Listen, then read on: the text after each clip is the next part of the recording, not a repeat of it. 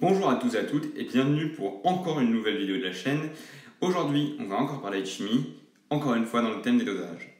Du coup, on va continuer avec notre histoire de titrage, parce que dans les dosages, il y a deux thèmes principaux, les dosages par étalonnage, qu'on a déjà vu dans la partie 1, et ça fait déjà deux vidéos qu'on travaille sur les titrages, et aujourd'hui je pense que ça va être la dernière vidéo qui concerne les titrages. Du coup, dans les deux vidéos précédentes, j'ai présenté ce que c'était qu'un titrage, le concept du titrage, et puis aussi le concept d'équivalence et comment l'identifier. Donc, une fois qu'on a vu comment identifier l'équivalence et qu'est-ce que c'est que l'équivalence, on peut commencer à utiliser les valeurs que nous apporte l'équivalence lors d'un titrage pour en fait utiliser le titrage comme il doit être utilisé, c'est-à-dire afin de déterminer les concentrations ou les quantités de matière des produits titrés. Du coup, reprenons notre schéma du titrage. J'ai repris l'image vu que mon schéma de titrage est vraiment très moche. Et cette fois-ci, en fait, on va prendre une équation légèrement plus compliquée, mais que j'aime bien aussi, vous allez voir pourquoi. Et je vais vous expliquer ce qu'on va faire. En fait, on va juste prendre un exemple, et à travers cet exemple, on va en fait essayer de trouver des formules générales qui permettent d'utiliser les valeurs qu'on obtient à l'équivalence. Donc, supposons qu'on a une solution d'iode. L'iode en solution, le diode, I2, c'est ce produit-là, est très jaune en solution. S'il est concentré, il devient même brun, et s'il n'est pas concentré, il est jaune clair. Imaginons qu'on ait donc une solution moyennement concentrée de d'iode, et qu'on veuille en fait déterminer la concentration en iode. On a deux moyens. Soit on fait un étalonnage d'absorbance, par exemple, mais supposons que, par exemple, on n'a pas d'autres solutions d'iode à main, ou pas de solution de concentration connue. Donc on ne peut pas faire de gamme, en fait, d'échelle de teinte, pour déterminer la concentration de notre iode. Comment on fait? On procède à un titrage, et en fait, en mélangeant du iode et du SDO3-, on obtient en fait de l'ion iodure en solution. On réduit en fait cet ion, et en réduisant cet ion, en le faisant passer de I2 à I-, du coup, en fait, il perd sa couleur. En fait, l'ion iodure, I- est incolore en solution. Et donc, en fait, en regardant la solution, on peut en fait voir quand est-ce qu'il n'y a plus du tout de I2, c'est quand la solution a perdu toute sa couleur. Du coup, on va pouvoir utiliser cette solution comme un indicateur coloré. En fait, quand il n'y aura plus du tout de couleur en solution, quand elle sera parfaitement transparente, on saura que tout l'iode, I2, tout le diode aura été consommé. Et quand tout le diode aura été consommé, c'est synonyme d'équivalence. En gros, ça veut dire qu'on change de réactif limitant. Mais ça, je pense que vous avez déjà compris qu'une fois qu'on aura consommé tout le diode, ça voudra dire qu'on aura dépassé en fait l'équivalence. Bon, alors maintenant, faisons une expérience. On a en fait une solution de diode concentrée, mais de solution inconnue dans un Erlenmeyer, et on dépose goutte par goutte du SDO3- dans cette solution de diode pour en fait faire disparaître progressivement la couleur, et le but de l'expérience, c'est de déterminer la concentration en diode de notre solution. Comment faire? Ce qu'on peut faire, c'est qu'on peut utiliser en fait un tableau d'avancement, si ça veut bien marcher. Les tableaux d'avancement, ce sont simplement, en fait, ça c'est normalement des choses que vous connaissez déjà. Les tableaux d'avancement, ce sont des outils qu'on utilise pour calculer en fait des concentrations et des quantités de matière. Donc ce qu'on fait pour utiliser notre tableau d'avancement, c'est qu'on réécrit l'équation de réaction, ici. Donc comme on l'a réécrit, on peut virer l'autre, si ça veut bien marcher, voilà, comme ça. Et donc on a notre tableau d'avancement en gros au milieu de la page. Du coup, ce qui fait ce tableau d'avancement, c'est simplement qu'il présente les quantités de matière présentes dans la réaction. Donc, au début, dans notre réaction, à l'état initial en fait, de la réaction, on a une quantité Ni2 de diode, et on a une quantité N2SO3- de SDO3-, et puis surtout dans notre Erlenmeyer, on n'a aucun diode et aucun S4O6-. Pourquoi? Parce qu'ils n'ont pas encore réagi. Ça, c'est l'état initial, c'est avant le début de la réaction. Ensuite, au fur et à mesure qu'on ajoute en fait du SDO3- et que on fait réagir le diode avec le SDO3-, et du coup on consomme progressivement du diode et on consomme du SDO3-. Mais attention, comme il faut faire réagir deux molécules de SDO3- pour une molécule de diode, et ben la quantité de SDO3- diminue 2 fois plus vite. Et en parallèle, on produit en fait les produits. À l'équivalence, c'est-à-dire quand on a en fait ajouté pile la bonne quantité de matière, on sait que en fait, l'avancement est égal à XE, donc X équivalence. Et on sait que quand on a atteint l'avancement, c'est-à-dire qu'il ne reste plus aucun réactif. Comme les réactifs ont été introduits en proportion stoichiométrique et que c'est une réaction de titrage, c'est-à-dire totale, quantitative, du coup, on sait que tout le diode a été consommé et tout le SDO3- qu'on a mis était consommé. Donc, on a en fait l'égalité qu'on peut en tirer. En fait, là, notre tableau d'avancement nous a servi. En fait, il nous permet de juste décrire en fait l'égalité. Pourquoi ça marche pas cette chose? Je me fais, j'arrive pas à le rétrécir. Bon, c'est pas grave. Ce qu'il faut que vous reteniez, c'est que ces deux formules-là, en fait, ces deux égalités-là, c'est le but du tableau d'avancement. On va les écrire en bleu. NI2 moins XE égale 0 et NS2O3 de moins 2XE égale 0. Et ça, en gros, c'est ce à quoi sert le tableau d'avancement. C'est le but entier du tableau d'avancement. Il sert à rien du tout, sauf ça. Enfin, il sert à plein de choses, mais là, dans le cadre de notre titrage, on obtient ces deux équations.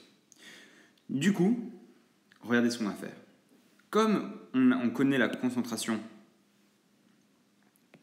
de, on va l'appeler C, on va l'appeler CS, la concentration de S2O3 parce qu'on connaît la solution qu'on a mis dans la burette, c'est le principe du titrage. Et comme on peut lire le volume de S2O3 consommé en fait sur la burette, c'est le principe du titrage aussi, on connaît ces deux valeurs, donc VS et CS. Là, on fait un calcul très rapide. On sait que la concentration fois le volume, ça nous donne la quantité de matière. Du coup, en fait, on peut retrouver de manière assez intuitive et rapide notre valeur N2S2O3 Du coup, grâce à cette égalité-là, on peut retrouver la valeur de XE. Regardez, XE, c'est simplement NS2O3 sur 2.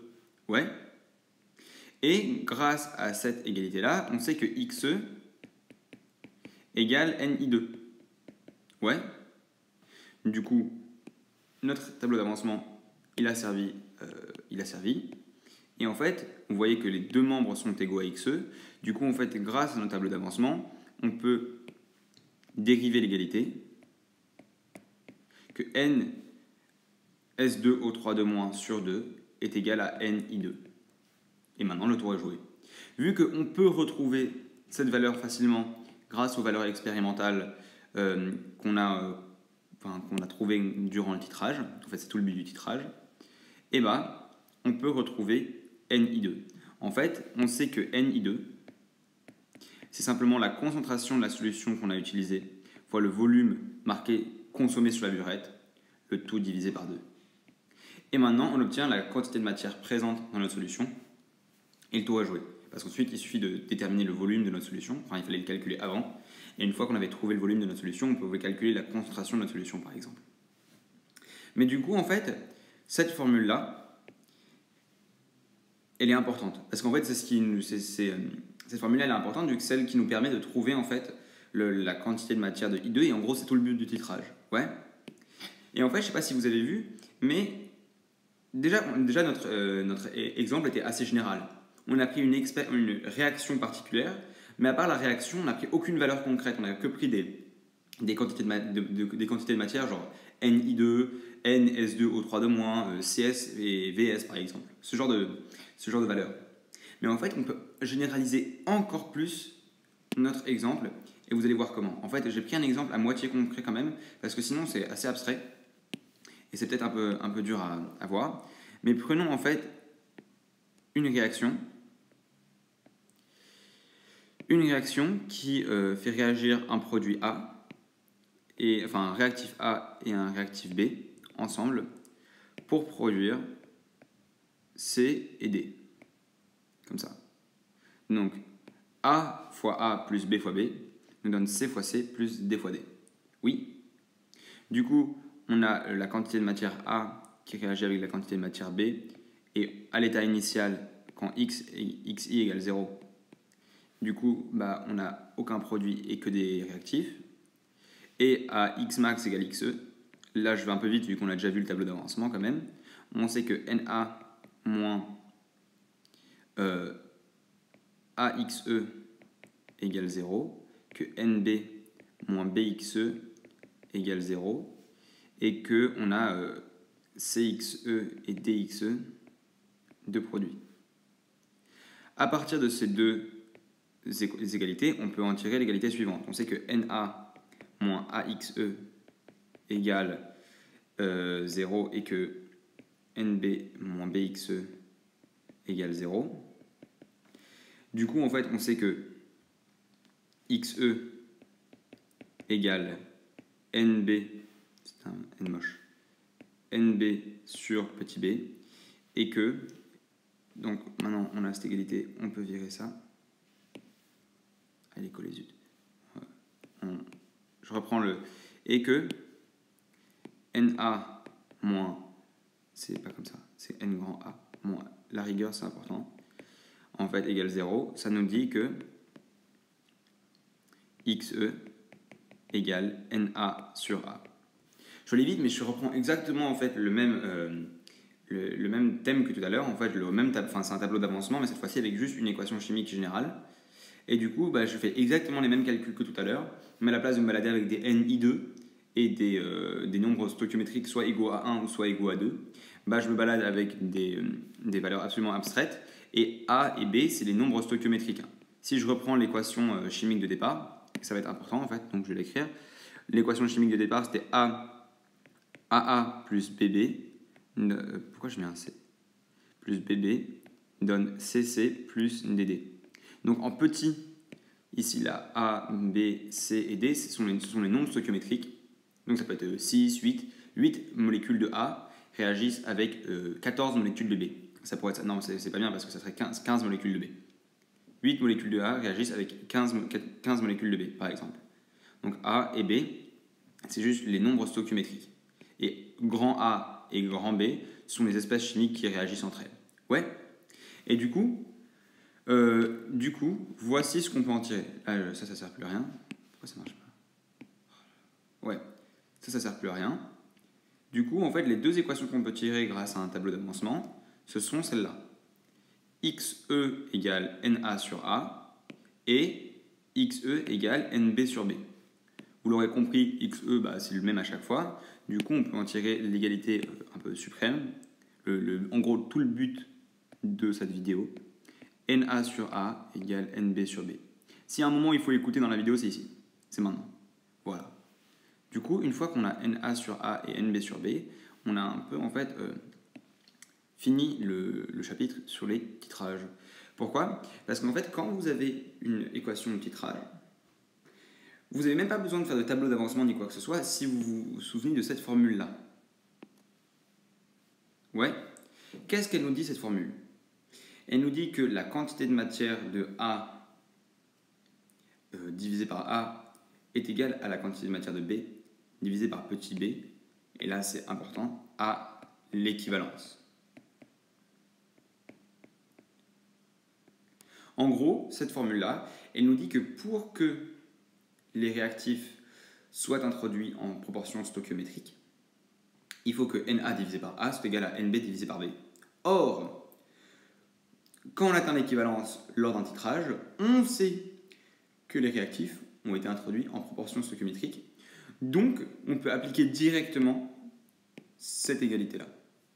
Du coup, une fois que vous avez repéré l'équivalence dans un titrage, que ce soit en TP ou dans un exercice sur papier, et que vous cherchez à déterminer par exemple la concentration du produit A, qui est le produit titré, vous calculez la quantité de matière du produit B, enfin du réactif B, vous retrouvez grâce à cette formule la quantité de matière du réactif A, et ensuite vous divisez par le volume pour obtenir la concentration. Tadam! Donc du coup, je me suis rendu compte que je suis allé un peu vite, mais qu'au final, je pense que c'est assez clair. Je sais pas, dites-moi si c'est pas très clair. Mais en gros, le principe de cette vidéo, c'était de vous montrer que, en gros, là, je vais faire le résumé des 3 vidéos sur le titrage. Ouais, go. Donc en fait, un titrage, qu'est-ce que c'est? D'ailleurs, je vais reprendre si ça veut bien marcher, je vais reprendre le petit dessin. Un titrage, qu'est-ce que c'est? Donc un titrage, c'est une expérience, un moyen expérimental de déterminer la concentration ou la quantité de matière dans une solution de type de concentration ou de concentration inconnue. Si en fait on connaît une réaction chimique qui implique cette espèce chimique dont on ne connaît pas la concentration, et si cette réaction fait changer soit la couleur, soit le pH, soit la conductivité de la solution, on peut en fait faire avancer cette réaction petit à petit en ajoutant goutte par goutte un autre réactif. Dans ce cas-là, ça serait le réactif B par exemple, si on cherche la concentration de A. Et du coup, en fait, grâce soit à la couleur, soit à la conductivité, soit au pH, on va trouver l'équivalence. Et une fois qu'on aura l'équivalence, en fait, on pourra utiliser cette égalité. Cette égalité nous dit qu'à l'équivalence, la quantité de matière du réactif titrant qu'on a utilisé divisé par son nombre stoichiométrique sera égale à la quantité de matière du réactif titré divisé par son nombre stoichiométrique. Ouais. Et du coup, on pourra calculer la quantité de matière du réactif titrant de manière assez simple. C'est d'ailleurs tout le but de la burette est d'utiliser une solution de B de concentration connue. En gros, il faut faire absolument ça pour un titrage. Et du coup, une fois qu'on a fait ça, on peut retrouver la quantité de matière de B utilisée, retourner à la quantité de matière de A donc qui était présente, et à partir de A, de la quantité de matière de A, on peut retrouver la concentration. Voilà en fait le but d'un titrage. C'est de faire réagir deux espèces entre elles, de déterminer l'équivalence, et à l'équivalence, utiliser cette relation pour retrouver la quantité de matière de A ou de B. Et là, vraiment, j'ai envie de pointer quelque chose d'important. C'est très très facile, le jour du contrôle ou en TP, d'oublier de diviser par les nombres stoichiométriques. Parce que, pour plusieurs raisons. Premièrement, parce que c'est un petit détail et souvent parce que les réactions qu'on utilise en terminale sont des réactions avec des nombres stoichiométriques soit 1, soit des nombres stoichiométriques, soit 1 en fait. Souvent, ce qui se passe, c'est qu'une molécule de A réagit pour une molécule de B. Souvent, pour les réactions acido-basiques, c'est un peu ça. Parce que sinon, pour les réactions acido-basiques, c'est quasiment toujours 1 pour 1. Parce que pour que ce soit 1 pour 2, il faut qu'il y ait un acide double. Un acide qui soit capable de libérer 2 protons, par exemple. Et ça, c'est assez rare. Il y a l'acide sulfurique, par exemple, H2SO4. Mais on ne l'utilise pas beaucoup en terminale. Du coup, avec les réactions acido-basiques, qui sont quand même une grosse partie des réactions qu'on utilise pour le titrage, en fait, 3/4 des réactions de titrage en terminale, c'est des réactions acido-basiques, elles sont en 1 pour 1. Donc c'est facile d'oublier que cette formule-là implique les nombres stoichiométriques. Parce que si vous les oubliez, en fait, vous ne vous trompez pas, parce que les nombres stoichiométriques, c'est 1. Du coup, en fait, diviser par 1, ça ne change rien. Voilà. Et on ne va même pas vous pénaliser si vous ne mettez pas divisé par, parce que c'est possible de sous-entendre que vous savez que le nombre stoichiométrique, c'est 1, et donc on ne va pas vous dire pourquoi tu n'as pas marqué divisé par 1. Voilà ce genre de truc. Du coup, vraiment, je ne peux que appuyer sur la nécessité de se souvenir des nombres stoichiométriques qui est en dessous. À part ça, j'espère que mes vidéos sur les titrages vous plaisent, qu'elles vous ont un peu aidé, qu'elles ont été relativement claires pour vous. J'espère que vous aurez plein de chance, et surtout que vous aurez plein de chance avec vos titrages, que vous ferez plein de titrages, donc c'est trop bien les titrages, j'arrête pas de le répéter, mais j'adore ça. Et surtout, je vous souhaite bonne chance. A bientôt pour des prochaines vidéos sur la chaîne.